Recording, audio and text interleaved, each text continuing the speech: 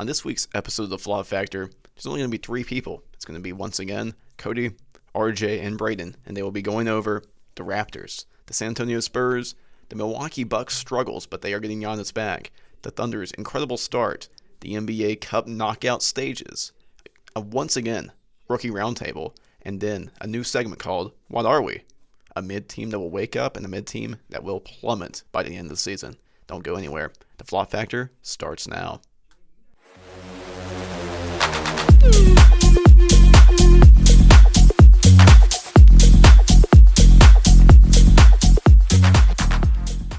Hello and welcome to episode whatever of the Flop Factor. This is episode 9, I believe. I think that's right. Yeah, but this week's episode, well, we had a week off last week because of Thanksgiving break, but we will get right back into some NBA coverage right here on the Flop Factor NBA podcast, where pro basketball discourse needed saving. Oh, this is episode 10 of the Flop Factor. Did you post a Thanksgiving special? There was not enough files. How many do we have? We only had you guys, Brayden, DJ, and then Nico. Hey, you could have posted that. Yeah, it wouldn't have been good cinema, unfortunately. For those who didn't hear that great lost media, I picked Cavs Dion Waiters. I almost decided on Alonzo. What is it? Is it Alonzo G? I think that's how you say it. G. I always tried to debate what it was, but that was I was thinking about that, but I'm like, you know what? Dion Waiters would be a name that most of our listeners would around the Flop Factor would understand. Yeah, I would have picked Lou Dort. Wow, really original. Had to go with my Pookie, Ty Jerome. Yeah, Ty Jerome. Current Memphis Grizzly. Yeah, sadly. He's one of the many players injured on Memphis right now. Poor Memphis. As Vince Williams Jr. runs a point for that team. Wow. Yeah. Okay, well, we will get right into things here. The Toronto Raptors went through a firing stretch before losing the back-to-back games in the past 2 against the Charlotte Hornets and New York Knicks. They were up 10 points at the end of that Hornets game, but blew it, and the Hornets gave them their first loss in quite some time. They won a numerous amount of games in a row. It was 9 in a row, to be exact. They were absolutely on fire, and they have put themselves in first place in the Atlantic Division, and overall in the East, they are the number 3 seed. There's been a lot of key guys that have been big-time contributors for this team.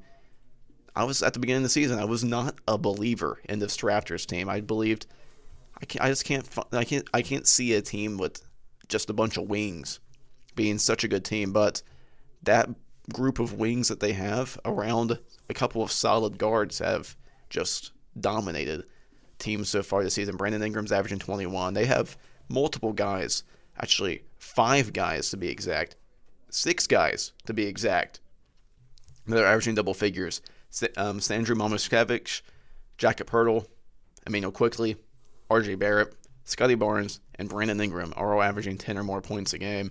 And this is a team that reminds me a lot of like one of those Chris Paul led Thunder team where a bunch of guys averaging above 10 points a game. A lot of guys that are just working well together as a team. They have a good, strong rookie guard off the bench as well in Jamal Shed. I was a big fan of him coming out of Houston, and he's continuing to light it up. He's only averaging 5.8 points a game, and he's averaging 5.3 assists per game, which is 27th in the NBA. And off the bench as a rookie, that's pretty dang good.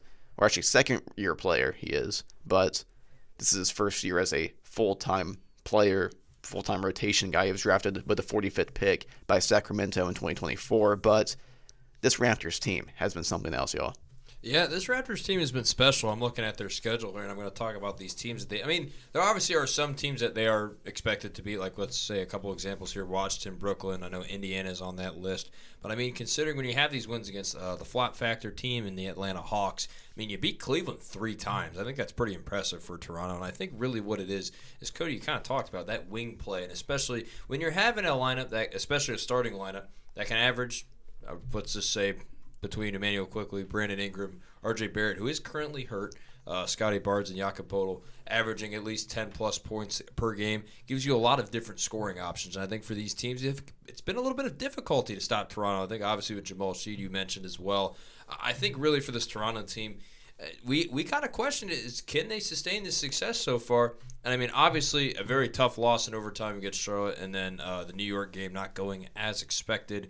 But I mean, you see, they have Boston twice coming up. You have New York again. You have the Lakers. You have Portland. So I think this stretch for me is where I'll really look at it. And if they can come out of this stretch with a good amount of wins, let's say, in a 10-game stretch you get like maybe 5 or 6 wins, and you kind of beat some of these impressive teams. I think for Toronto, that top 5 seed could potentially be a reality. Yeah, I mean, this Toronto team has been pretty shocking in my opinion. I mean, I did think they were good enough to get a play-in spot, but to win these games in the fashion that they have so far, they beat the Cavs twice, obviously, the number 1 seed in the East last year. What's kind of surprising to me is this team doesn't really shoot the 3-ball well. I mean, they're not really one of those top-tier teams in the NBA that you look at and you're like, oh, this team can really shoot the lights out of the gym. But, I mean, having options, 6 players averaging double figures is a recipe for success, especially in today's NBA. If you can have like 3 or 4 scoring options, you're going to be really, really set, especially later in the season. But this rough stretch of games with the Hornets and the Knicks both on the road, it's going to be nice for them to get back at home tomorrow against the Trailblazers and just hopefully get back to winning. I mean, this Raptors team has been really fun to watch. I'm a big Brandon Ingram fan ever since he was on the Lakers. I mean, obviously in New Orleans, not really that number 1 guy. He didn't really separate himself, but I feel like he's kind of found some new life around Quickly and Scotty Barnes. So it's really, really fun team to watch so far. Yeah, this has been a team that they're just all bought in, all playing together. RJ Barrett went through like a quick scare 5 days ago where he injured his knee, looked pretty bad, but there was no real structural damage found through that MRI. He's going to be reevaluated, and I think just 3 days from now, it was 7 days from when that report came out. But so hopefully he'll be able to get back soon. This Raptors team will be able to start firing all cylinders. I've always been a big Scotty Barnes guy. I always felt like ever since he was drafted, I always thought that he had the potential to be one of the best players from that draft class, and he's proven to be a top 3 player from that draft class so far, 3-4 player, around that range so far. But he's just continued to be a strong point forward, if you will, a strong playmaker at that power forward position, runs the point sometimes whenever Quickly is not on the floor. He's just a strong player in general. It'll be very fun to watch this Raptors team and him continue to grow as players and as a team throughout the season. And that win percentage right now, currently sitting at 66.7% on the season. But moving on, over to the Western Conference, and I'm very upset that DJ is not here today because we will be talking about the San Antonio Spurs, as DJ is once again doing some ESPN Plus duties, working this women's basketball game that is going on in a couple hours from when this is recording. But the San Antonio Spurs are currently second in the Southwest Division. They've been on fire. They're 13-6 overall, even though Victor Wembanyama's been out for the past couple of 2 or 3 weeks now. He's been out. They're 6-4 in their last 10. They lost their last game, but they will be moving on to the NBA Cup knockout stages after defeating the Denver Nuggets a couple of games ago, 2 games ago to be exact. They beat them 139-136. It was a strong game there. Devin Vassell had 35 points. Champagny had 25 and 10. De'Aaron Fox had 12 assists. This is a team, doesn't matter who they have. They have immaculate depth. They have strong playmakers at guard. They have strong scorers at the forward positions, and they have a pretty strong front court as well. Even whenever Wembanyama's out there, you have guys like Champagny, you have guys like Luke Cornett, you have guys like Harrison Barnes. Jeremy Sochan's back as well. Kelly Olynyk has been a strong guy ever since Wembanyama got knocked out with an injury. This is a deep team with some strong coaching, and they've continued to rack up some wins, even though guys like Stephen Castle, guys like Dylan Harper, guys like Victor Wembanyama, was putting himself to be an MVP front runner before he went down with an injury. Even with all of those guys missing games, this team is still like that. Hey man, it's De'Aaron Fox, I think, is obviously having a huge role in this success for San Antonio. I think for the Spurs, you have to be relatively pleased with how it's been with life without Victor Wembanyama due to that injury. And I think really depending on when he comes back, and even I'll talk about this December stretch being, I think, crucial for the San Antonio team. You have a lot of winnable games coming up. You have Memphis as your next game on Tuesday. Then you play in Orlando. Cleveland can obviously be a little bit shaky, obviously, with those two bigs in Cleveland. And then you have New Orleans. You have the Lakers. You have Washington twice in a span. And then the Hawks in between that. And then you have, obviously, Oklahoma City, which you have them on the 23rd. And then they go to Oklahoma City on the 25th. Christmas Day basketball at 2:30. I know Cody Burton will definitely be watching both of those games. But I think really for this San Antonio team, I think you have to be pleased with where you're at. You have a top 5 seed. You're at obviously 13-6. I mean, really, with Oklahoma City, you know they're at that 1 seed. Obviously being 20-1, they're unstoppable. We'll talk about them in a minute. But I think really for the Spurs team, you have to be really impressed with how you've played. And I think really moving forward, depending on obviously when Victor comes back, obviously with Stephon Castle's injury, that's a big killer.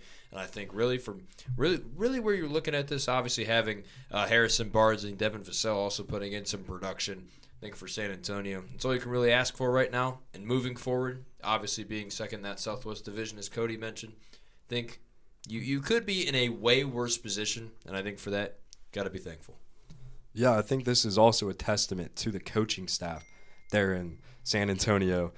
Mitch Johnson has been really a great piece to this puzzle they're building in San Antonio. I know Victor Wembanyama going down obviously hurts, but the amount of depth, as you mentioned, Cody, has been really, really impressive. And I think that'll come to show come playoff time. Obviously, that's a ways away. But if Victor Wembanyama can come back, look himself, and hopefully stay healthy the rest of the year, I think this Spurs team is positioning themselves really nicely without him so far, especially with the guard play, as you mentioned, with De'Aaron Fox. I know obviously injuries are inevitable. Obviously, you don't want them to happen, but it's a part of the game, and I think the Spurs are one of the top organizations in the NBA, and they handle those types of adversity and situations very, very well. Yeah, currently there's only 4 players on this Spurs team that has played all 19 games for him so far this season. Harrison Barnes, Devin Vassell, Keldon Johnson, and Julian Champagnie. That's going to be massive. 2 of those guys have started all 19 of those games, and Champagnie has started 14 of those 19 games. Keldon Johnson's came off the bench for all 19. But having guys that can stay healthy, that can continue to play, even whenever your stars come down with injuries, like Harrison Barnes has been the big time, just third, fourth option in that starting lineup throughout the season. Devin Vassell is starting to really prove himself as an NBA player. It's a really exciting team for the future, for now, and this is a team that will be just a team that will just continue to dominate for years to come. It's going to be fun to watch this Spurs team. Now moving on to a team that's been not so fun to watch here recently. The Milwaukee Bucks are 2-8 in their last 10 games, but they're getting Giannis back. And he was back in their last game, and that was a loss in New York against the Knicks. A very close loss in the NBA Cup game. Actually, it was a win against the Bucks, against the Nets, but before that was a loss against those New York Knicks on that Friday night game in the NBA Cup. But Giannis is back. He's trying to just put this entire Milwaukee Bucks team right on his back. He missed the last 4 games with an adductor strain, and unfortunately for the Bucks, they lost all 4 of those games without Giannis in the lineup. And also, if you go all the way back to the Cleveland game where he got hurt, they lost that one too. You need to have Giannis in this lineup to succeed, and whenever you have a guy with so much force behind him, you're going to have to make sure he stays healthy. You have guys like Ryan Rollins, who's started to break out this season. He's starting to play really good as that starting point guard, but there's only so much he can do. He's the only other guy other than Giannis that's proven that they can consistently put the ball into the basket so far this season, and that's just one of the many things wrong with this Milwaukee Bucks team. Yeah, and I think for Milwaukee, it's a weird situation there, and I mean, obviously having the big signing of Miles Turner really had these Milwaukee fans hoping that, yeah, this could be potentially that other co-star that can be with Giannis. Get him some more help. You tried it with Dame, it didn't work out. Now you're trying it with Miles Turner. It's been kind of iffy so far, and I think with Giannis being hurt, obviously that does not help anything. But for Milwaukee, and I'm going to say this now, they are right now in a position near where Chicago is. They are currently out of a play-in spot. They are the 11th seed. Now, obviously, it is really early for playoff seeding, but it kind of shows you where they are so far in the Eastern Conference. I mean, obviously, with Chicago, Philadelphia, and Boston ahead of them, and they're kind of near the likes of the teams like Charlotte, Indiana, Brooklyn, and even I wouldn't say too far as of Washington yet. But I really think now what it matters is for Milwaukee, you're going to have to get more production. I think especially Ryan Rollins, even Kevin Porter Jr. we talked about, having A.J. Green in there. You can't really just rely it off of Miles Turner when, I mean, who knows if Giannis could obviously get hurt again, and we'd only have to wait and see. But obviously that injury for them really killed this Milwaukee team, and I think it was really evident once he was out how they were as a team without him and how much Giannis really means to this Milwaukee organization. So that could kind of lead into also some off-season headlines. But, I mean, with some of these losses, I mean, look, you're coming. I mean, Detroit's a really great team. It doesn't really help, though, what their schedule they were given because you're playing Philadelphia, Cleveland, Los Angeles. I'm looking else. Portland, Miami, New York. Those are all pretty good teams so far in the NBA this season, which also don't help the fact that you're missing your star player. And I think obviously that Miami game, arguably to some, could have been winnable. Even the Philadelphia game could have been winnable to some extent. But I will say now here, they actually had Giannis for New York and Brooklyn, so ignore those two games. But my point kind of standing, you kind of have to get some production without Giannis. You can't really force him to do all this because if you overwork him, guess what? Another injury could appear, and you could be in a way worse situation than what you were just in.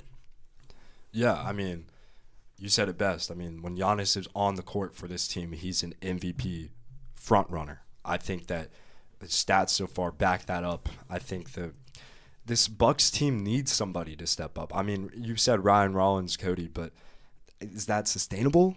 In my opinion, I do not think so. I mean, they're going to have to find a true number 2 option for Giannis this year, and I don't know who it could be. I mean, you got guys that can put the ball in the hoop, but it's going to be interesting because this team just looks so deflated without Giannis. Giannis is the life and soul of this Bucks team, and not having him out there, I mean, as like a basketball fan in general, it's very sad because he's one of those great talents ever in the league, and it's really rough to see where Milwaukee is without him.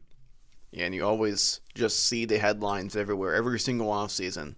Doesn't matter if the Bucks make a run in the playoffs. Doesn't matter if they're kind of faltering a little bit. Doesn't matter if they lose in the first round. It always will be saying, Giannis Antetokounmpo wants out of Milwaukee. Giannis Antetokounmpo wants out of Milwaukee. And then everyone else says, Giannis himself usually says, I want to stay. I just want them to build a team I want around me. And it just feels like the Buccaneers. The Bucks get worse year after year. It doesn't matter what happens, whether there's an injury, like the Damian Lillard situation really put them in a rough spot this season. They tried to go out and get Miles Turner to fill in for the Brook Lopez hole, and luckily for them, Ryan Rollins has stepped up in a big way at that point guard position. They're getting Kevin Porter Jr. back. He played his first game of the season against the Brooklyn Nets, but there's just so much question marks with this Milwaukee Bucks team.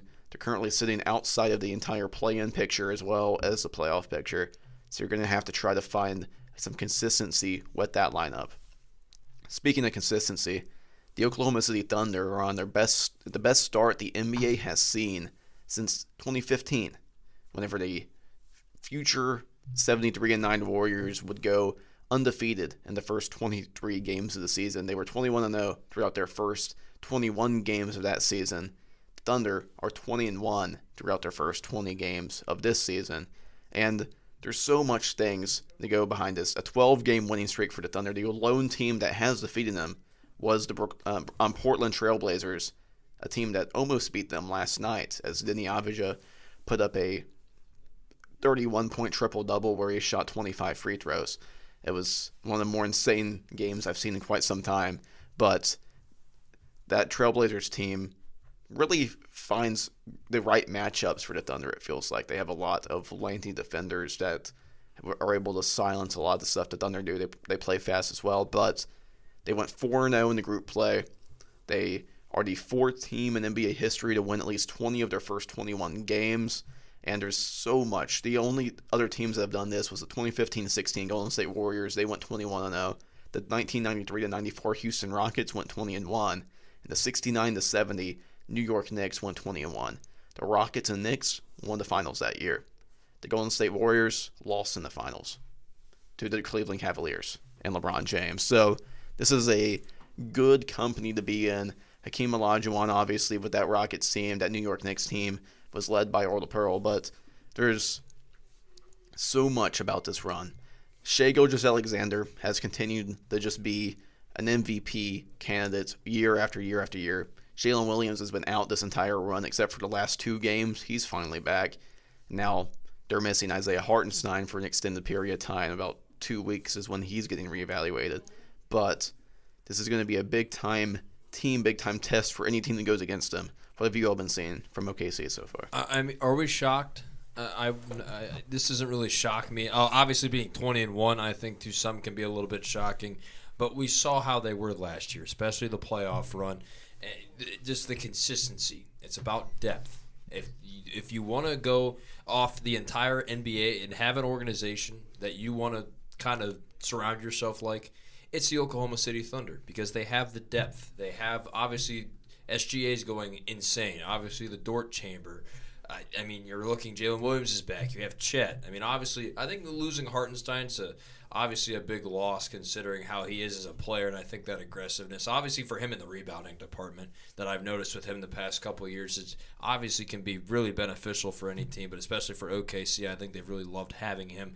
But I think really for this Oklahoma City team, what makes him so special is because you can see also the camaraderie they've had together. I mean, you can see how excited these guys are to just be on the same floor together, really have fun playing basketball, and I think that's why this Oklahoma City team is really easy to love for most people. And I think you really, besides that Portland loss, I mean, shout out to Portland. I mean, you're being the only team that's really beat this Oklahoma City squad so far and has fought them pretty good, especially last night. I really think for Oklahoma City now, you are the top of the pedestal right now. Everybody is trying to knock you down, and I think considering what Sam Presti has built, again, shock, and obviously using his draft selections and what they have in the future, don't be shocked if this could be the potential, how should I say this, consistent standard for the Oklahoma City organization for years to come. Yeah, I mean, what's there to say? I mean, this team is very good. I mean, ridiculous. Only 3 points away from being undefeated. I don't see a world where they lose a game in December. I genuinely just, this team is so fun to watch. I mean, there's those teams in sports where it's hard to watch because they are so good. Example for NBA being the 2017-18 Warriors where, this team just won 73-9. Let's add KD. Like, it's not like that. This team is very fun to watch. The energy they bring to the court it's so fun because you don't see teams really prioritize defense. Like, you just really don't. I mean, obviously with those Warriors back in the late 2010s, you had the Splash Brothers and Draymond Green. Like, Steph Curry wasn't guarding your number one guard at night in and night out. And that's why I credit Shai, because Shai can literally do it all. He can play defense. He can score the ball at an enormous clip.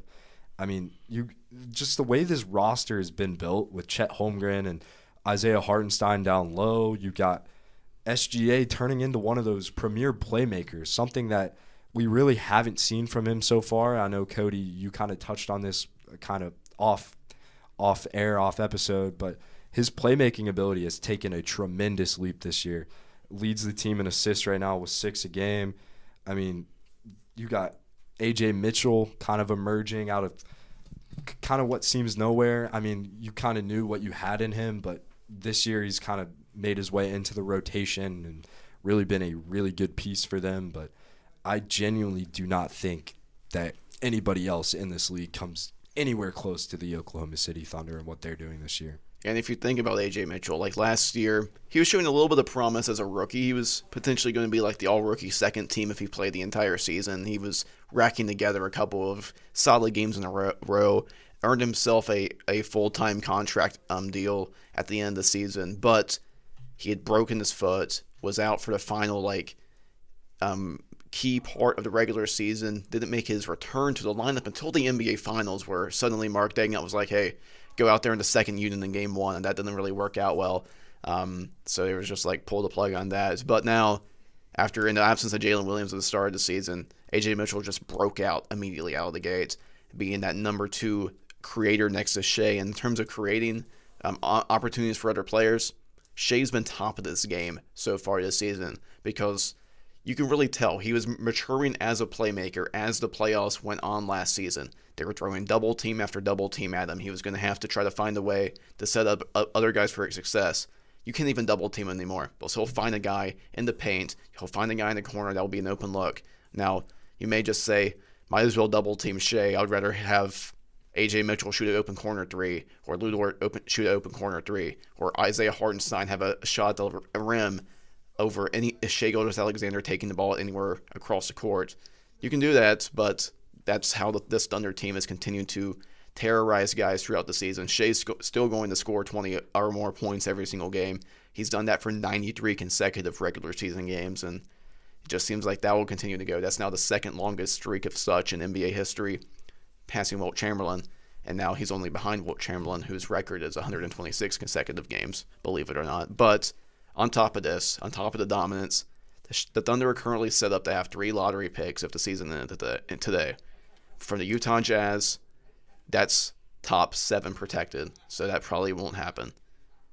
The Philadelphia 76ers, that's unprotected, and the Los Angeles Clippers, that's unprotected. With the Clippers being 5-15 right now, that's set up as the number 6 pick in the draft. And number 6 odds in the lottery. Koa Pete's what's projected to go at number 6 right now, but that can easily jump up to the top 5. You can get anyone from Caleb Wilson, AJ Dibansta, Cameron Boozer, Darren Peterson, could all come to the Oklahoma City Thunder at the end of the season, and that's just terrifying for countless of reasons. But we'll now get into the Emirates NBA Cup, because that's fun. Emirates NBA Cup, sponsored by Emirates, fly better, but NBA Cup action will always be fun, and it's going to be we're set up for a very interesting group, is what I would like to say. Obviously, 3 out of the 4 teams on the West side is you would expect them to be there. The Spurs are great, the Lakers are great, and the Phoenix Suns sneak in there. They've been a shock of the season so far. They've been a solid team so far and play-in contention right now. And then as well as the Thunder, big time. The Thunder are a solid player. We were just talking about the Thunder are obviously the favorites to win, at least on the west side of the bracket. They made it to the finals on that side of the bracket last year in the NBA Cup, but lost to the Milwaukee Bucks, who are not in contention. As on the Eastern Conference side, it's the Magic, Heat in that top bracket, and the Raptors and Knicks. All these games will be on Amazon Prime. But Magic, Heat, Raptors, Knicks, that's a solid group of 4. What do you all think of this?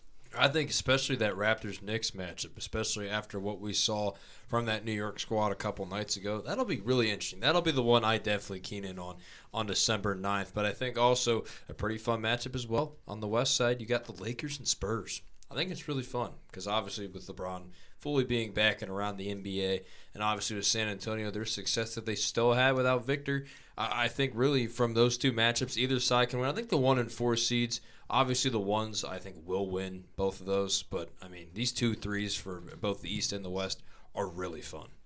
Yeah, I agree. I think a team to keep an eye on is the Miami Heat. They've been really, really sneaky all year, but I do think the Knicks will come out of the East. I think, especially if they can get past their first game, and if they get a rematch with the Raptors, I don't like the Raptors' odds. And then the Thunder, man, there's no reason for them not to win this tournament. It's going to be a fun game. I agree between the winner of the Lakers Spurs versus the Thunder, but it's going to be fun. I mean, the NBA tournament's always engaging, or NBA Cup, excuse me, not tournament, but it's always engaging for fans that are in it, and it should be fun. Yeah, I mean, I always like to say there's nothing better than the Emirates NBA Cup. There's no more meaningful event in December basketball than the Emirates NBA Cup. I mean, the addition of this tournament just makes everything in the early season of NBA so much more fun because it adds another element to it. Because a lot of the times people didn't really care until about the All-Star break hit, and they're like, I don't know, should we let them play or should we not? Or like, should we watch them play or should we not? But now you have the Emirates NBA Cup in action. You have a lot of teams who may not have dreamt themselves of winning anything, like the Orlando Magic. They haven't won in quite some time. They've not had they've not made the finals since Dwight Howard was on the team. The Toronto Raptors won the finals a couple of years ago, and then you have the New York Knicks, a team that has not won an NBA championship since the 70s, that could potentially win their own type of championship with the Emirates NBA Cup. They could win the cup, if you will. It has that European flair, in my opinion. It makes sense why it would be sponsored by Emirates, as the Emirates also sponsors the English FA Cup, and also Arsenal Football Club, and also Real Madrid, and so it would make sense. But this just adds a whole other flair. I'm very excited to see the Thunder Suns matchup because that game and that final group stage game, that Friday night game, was very fun to watch. The Suns were having some of the best clutch shot making I've ever seen. Devin Booker is a stud. I really like Colin Gillespie a lot. He's a big-time shooter. Grayson Allen's been on fire to start the year. Dylan Brooks is averaging 22 points a game. This Suns team's very weird, but they're fun. And then the Lakers Spurs, obviously, that will be fun. Hopefully Wemby's back by then. And then on the other side, Magic Heat. I'm very excited for the Battle of Florida right there in the Emirates NBA Cup. Both fans will be in the stands for that one. But moving on from the Emirates NBA Cup, we're going to do a quick rookie roundtable section. Well, if you are new, don't know what the rookie roundtable is, well, it's pretty much we say a rookie we like and give a reason why. Here we go. Well, I will go with the Memphis Grizzlies. Cody, I believe you picked him last time we did our rookie roundtable. Cedric Coward. He was obviously the first round, 11th pick overall. He's in Memphis. I mean, he's one of those, like I mentioned earlier, I believe I picked Derek Queen last time, one of those bright spots on these teams that aren't really doing, I mean, obviously with Memphis case, it's a completely different story. They're kind of near 500, so I would say a very different scenario from the Pelicans. But he's averaging 13, 6, and almost 3 assists a game, obviously shooting 45% overall this year. He's had some pretty good games over this stretch, obviously having an NBA Cup, actually, group play against the Pelicans in an overtime win, having 12 points in the past couple of games. He had 7 against the Clippers and 10 against the Kings. And obviously the rebounding in both the New Orleans and Sacramento games is what really kind of looks beyond to him so far. 9 and then 7. Obviously having a great rebounder for Memphis. And overall, this Grizzlies team needs anything they can get. And I think that's really a big overall boost for them. So I will go with Cedric Coward for this week. Yeah, I mean, I've picked Con Knippel every time. He's been absolutely outstanding for the Charlotte Hornets. But I am going to take Derek Queen. I think that he's been really solid for a not-so-solid New Orleans Pelicans squad. I mean, last night he had 15, 7, and 3 against the Lakers, where that game was really ugly early, but it kind of closed the gap towards the end, 133 to 121. But, I mean, he's been solid so far for a Pelicans team that is desperately in need of anything positive. So I'll take Derek Queen. Yeah, I'm going with Igor Demon. I was a big fan of him coming out of BYU, and he's started to step it up a little bit. He's averaging 8.5 points per game, 3.7 rebounds, and 3.5 assists so far for the Brooklyn Nets. But in his last game, in a loss against the Philadelphia 76ers, he scored 23 points along with 9 rebounds, 5 assists, 1 steal, 2 blocks. He's starting to pick it up a little bit. He's tallying a couple of solid performances. He scored 12, 6, and 5 on November 21st against Boston. That was following another game against Boston on November 18th where he scored 12, 3, and 4. He's starting to pick up some solid performances in a row. I really like his odds to be on that all-rookie second team or even maybe the first team at the end of the season. He's a big-time playmaker. He was drafted to be more of a project player. He's younger than me. He was born in 2006, but he's very young. He's very raw, but he's going to be a big-time player for this Brooklyn Nets team and for quite some time in the future. It's going to be fun to watch him play as a pure playmaker, pure scorer.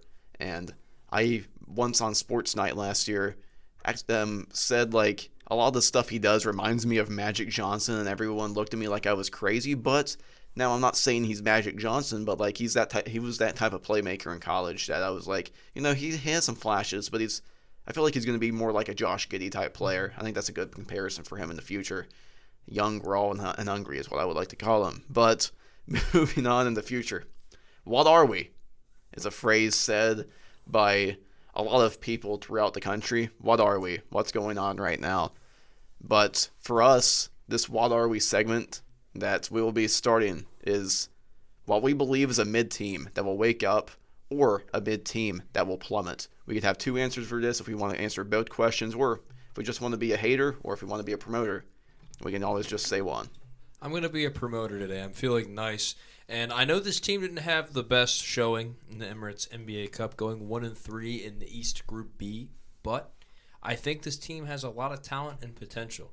The Philadelphia 76ers. And I know Connor, I think, who is still out here, will obviously really love this pick, and he can obviously go into more detail. We might have him on one of these weeks. Who knows? But I think for this Philadelphia 76er team, you're kind of hovering around 500. You're fourth in the Atlantic Division. And overall, you are ninth, so you're currently in that play-in spot. But I think this team has a lot of potential to rise. I mean, really looking at it, I think especially one player to kind of mention, if my computer, who is unfortunately injured at the current moment is Kelly Oubre Jr. I think before he was having a pretty decent season, but I think really what has held this team back is obviously the health of Joel Embiid and Paul George, but obviously with both of them being back and so far healthy, and obviously having VJ Edgecombe really kind of break out, and I know a lot of people were really high on him, but I think coming out to this ability and obviously seeing his debut, people are like, wow, VJ is going to be something special, and obviously having Tyrese Maxey, man. I mean, he's just been incredible this year. And you also have some depth off the bench. You have Quentin Grimes. You have Jared McCain, too. I think really for this Philadelphia team,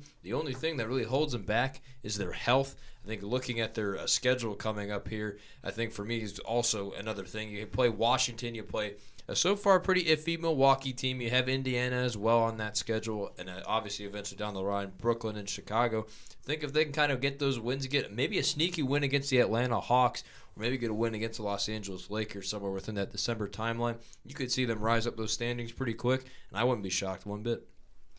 I'm gonna have a riser and a faller. My faller is gonna be the Memphis Grizzlies. I just don't think this roster has that much depth. They're currently 9th in the play-in right now, and I just don't think that they're very impressive so far. But for my riser, this was my play-in pick to start the year, the Utah Jazz. I think that this team is very confusing. I mean, they're competitive. They beat the Celtics. They'll either get blown out or they'll blow out teams or squeak out a win. There's no in-between of those three. I mean, they play tough teams really tough, and then they'll have a night where they just get blown out. But I genuinely do think that this Jazz team has the talent on the roster. They really do. I mean, with guys like Lauri Markkanen, Yusuf Nurkic, Keontae George, you got Walker Kessler when he's healthy. Obviously, he's injured right now. But Bryce Sensabaugh has also been a very nice piece off the bench, averaging 9. And then Ace Bailey, the rookie, has been really impressive for them. And that's why I have the Jazz rising into a play-in spot and Memphis falling out. Yeah, I'm going to be a hater today because the Chicago Bulls deserve all the hate in the world because that was one of the fakest starts I've ever seen a team have 5-0 to start the year. But they started to fall back down to earth, and they will continue to plummet all the way down as like an asteroid falling onto Mars or something. It's going to get ugly just by looking at the past couple of results they have had. They've won one game in their last 5 outings now. And those losses were a 36-point loss against the Miami Heat, a 1-point win against the Washington Wizards, by the way.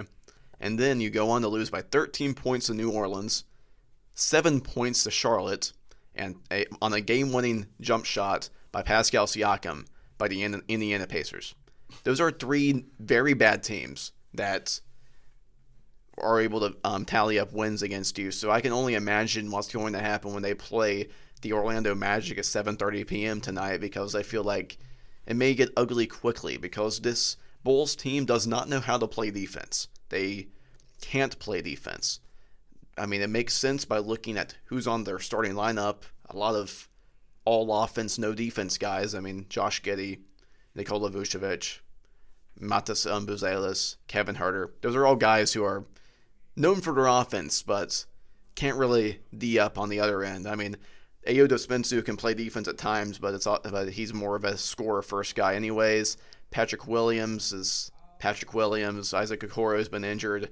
Kobe White's been injured most of the year, but he's now doubtful with an illness.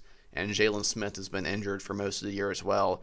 You play Javon Carter more. I feel like if you play Javon Carter more, you're going to be able to actually play a little bit more defense than what you've been playing, because the type of performances you've been tallying together lately, allowing 143 points to the Pelicans, 123 to the Hornets, 143 to the Heat, 127 to the Nuggets, how you somehow won that one, and 150 points in double overtime against the Utah Jazz in that absolute thriller we covered on the last episode. But this defense is very open right now, and it's going to continue. The absolute assault on them is going to continue throughout the season. It's going to get really ugly quick. But that's a nice way to wrap up this episode of the Flop Factor right here. It was a nice one. We went over all the stuff we missed of the past week and a half of NBA basketball, as we did not record last week, but it was a fun one. Thank you guys for listening to this point here. For Cody Burton, myself, RJ Rice, and Brayden Laszlo, this was the Flop Factor, and the Flop Factor ends now.